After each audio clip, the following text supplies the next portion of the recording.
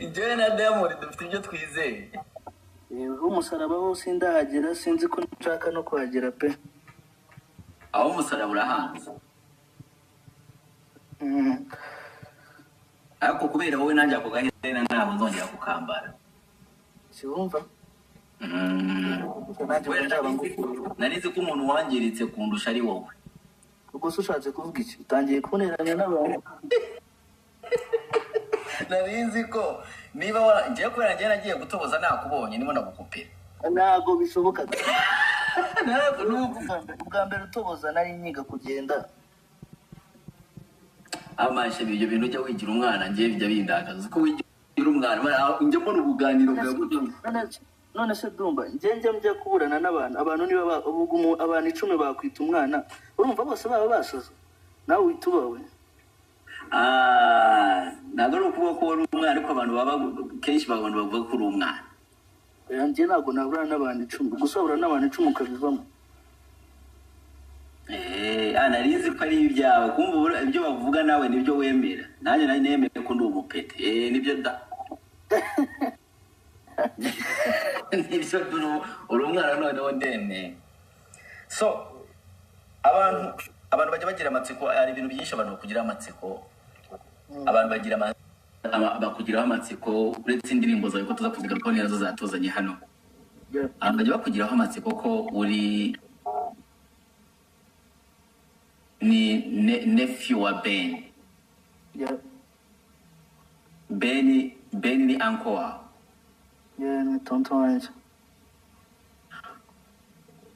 Kubera icyo utabivuga avuga cyane. Kubera iki?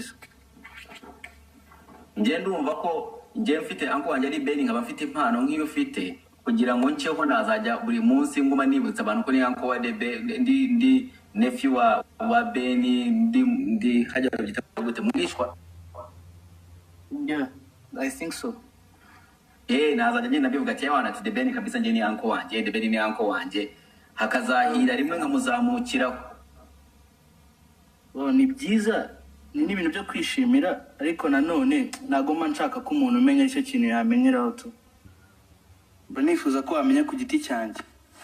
Ngiye nkanjye nkashima kugira ngo nuramuka ugize n'amahirwe ukankunda utazavuga ngo wankundiye kubera ko ndi wo kwa The Ben nyine ukaguma uzana The Ben in the conversation.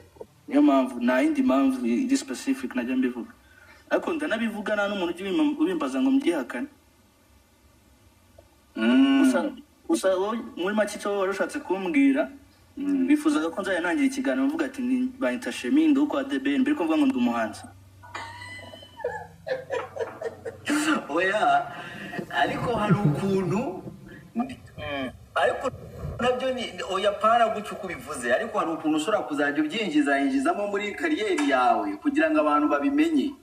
None se eriguze igihe cyane n'abanyeneye kubyinjiza se igihe baba batabizi nose ko nundi biba byananzeyo ndamvuga ibyo batazi. Ariko nta hantu na hamwe wari wamwihakana. Se kuki namwihakana nase gute ushobora kuba The Ben ari uncle wawe The Ben akaba ari umukafiri wowe ukaba uri umusiramu. Idini rya mbere ni ubumuntu ushaka batazakubeshya. Idini rya mbere ni ubumuntu muhurira umusilamu na Muslim n'umurokore. Twese twizera Imana. Igice dufana kiri mu maraso ntago kiri mu rusengero.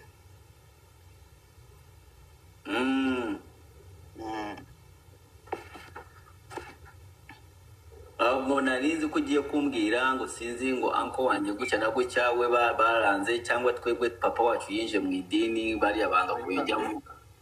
Urabona iyo umuntu akuze aba afite uburenganzira buriya bwo kwizera ibyo ashaka kwizera tu kandi ntabwo abantu bose bakizera bimwe rero ntabwo ibyo ari ibintu watinda usaba wapfa n'umuntu ngo ni uko ngo mutasengera mu idini rimwe. Ariko we ntabwo uri umwishiradini. Njye navukiye mu idini kabisa alhamdulillah. Wavukiye mu idini? Mashallah. abana byiza kabisa ko waravukiye mu idini nanjye nuko meze turavukira dini abavuka dini kubw'Imana y'abantu njye navukiye ahantu hitwa Uganda hitwa Mbarara Mbarara nibo umaze kuhumva umaze kuba bwahumve ndahumva kubera icyo udafite korabo na Beni kubera nuko igihe kitaragera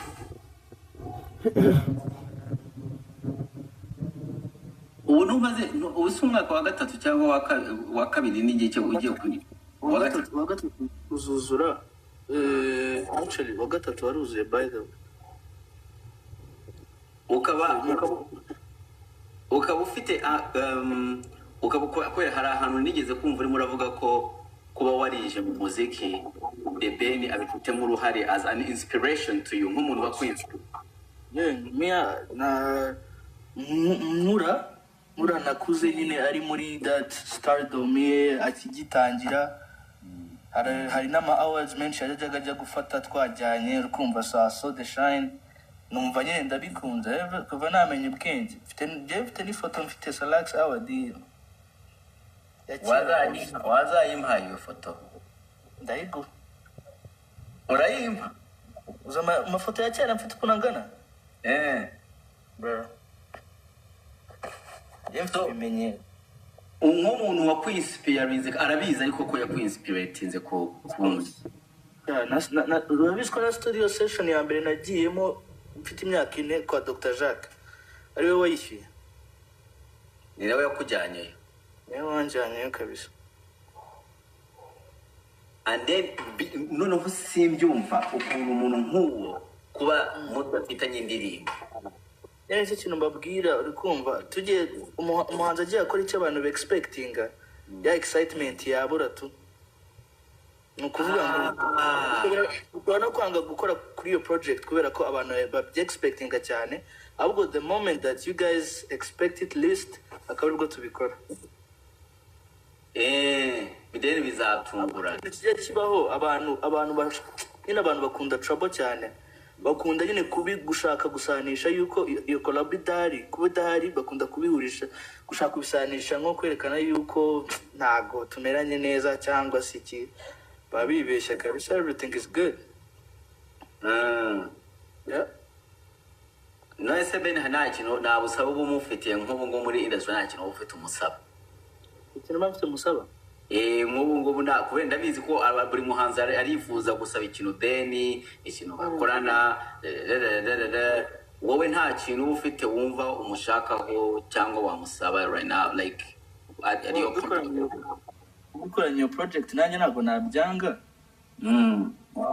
gusa ikintu namusaba se ni iki I feel like he's already done great things uri kumva nibaza ko I expect more good music from him doing great kubera ko he's opening up doors abari kudufungurira imiryango nyine twebwe bato kuri we nibaza ko nta kindi kintu numva kirenze ufite wowe icyo wamusaba si icyo yaguha wowe urashaka uramusaba icyo yakora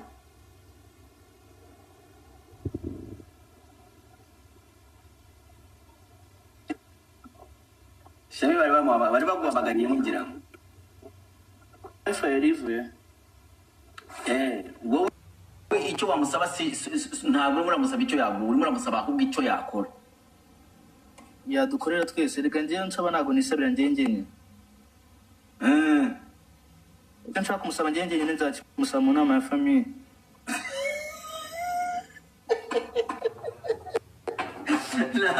ntabwo uzakimusabira kuri live na Dum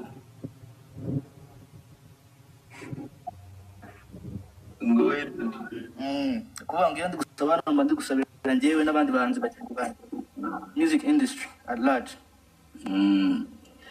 kuba waraperforminze kuri New Year's Groove iya mbere ni wowe wabisabye cyane we bagupropose New Year's Groove ya mbere waperforminzemo baragupropose no bagupropose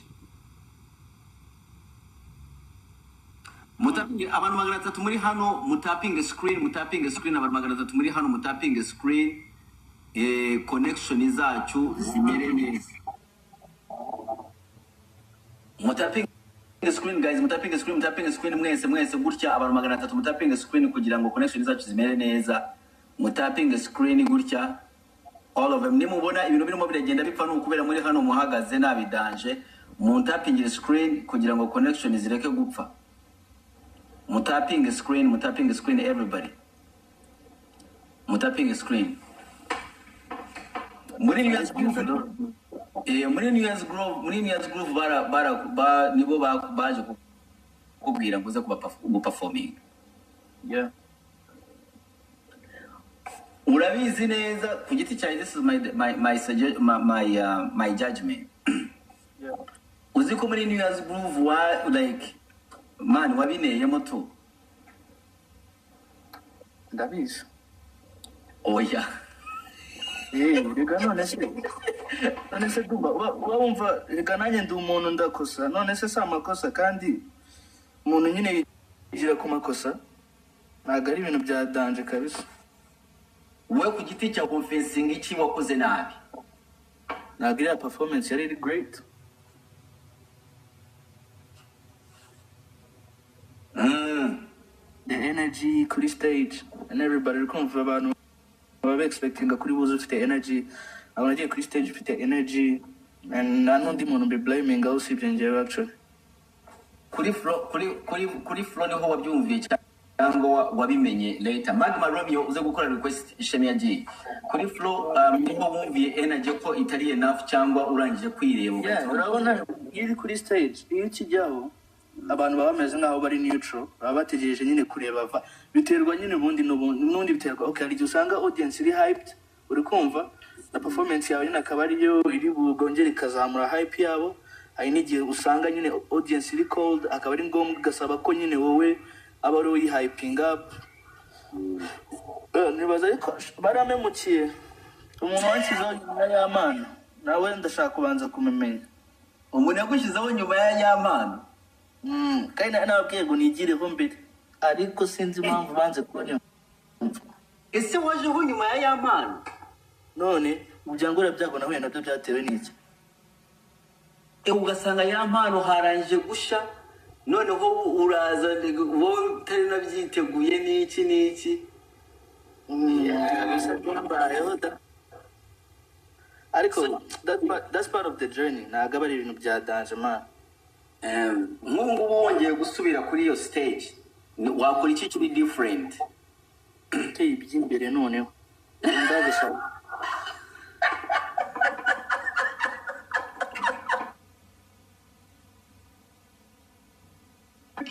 Ubu ngubu iyo stage wongeye kuyisubiraho twabona uri muri Ewana muri Jackie Chan wasatura.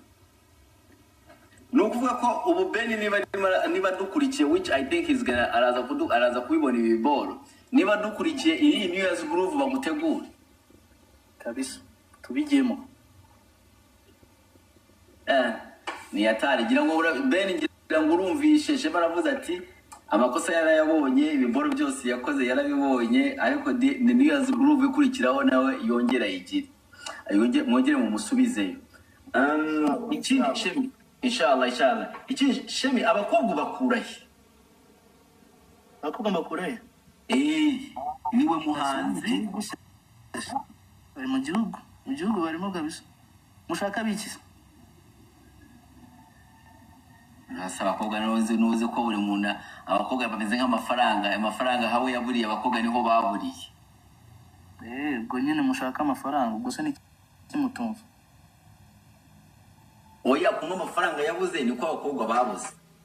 Nyine nagomba kubaburanye nayo se. Nukuvuga ngo nubona amafaranga uzababona. Think about it. Nukuvuga ko uramutse nk'ubu ndamutse ngeze nk'amafaranga gutyo batangira kuboneka mbere kamwe kicishije.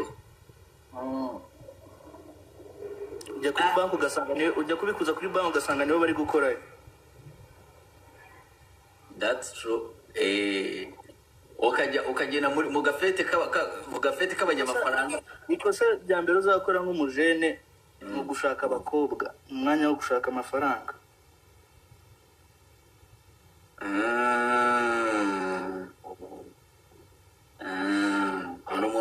wanditse comment ngo wari mugufi ngo muri class yose uracyari mugufi Bwana arabona umuntu ari hejuru yesu gusa ari munsi muri komune byose ibyo byose ntacyo biba bivuze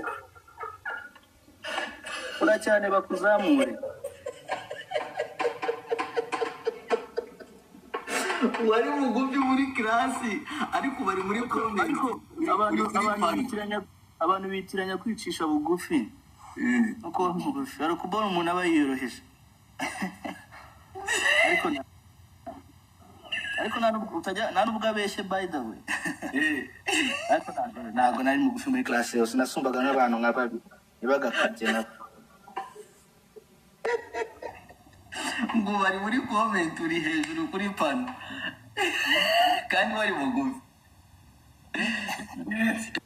uracyurirana mu cyahenge oya ikibazo rero n'abantu rega urumva nta nkunda kuvuga amagambo menshi until bibaye ngombwa tu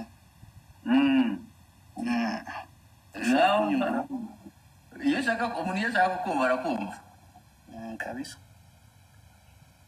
so no what I'm trying to say abakobwa ni munda baza like ubu ufite ubu tukubona n'abakobwa none bijyanye n'amafaranga n'ibintu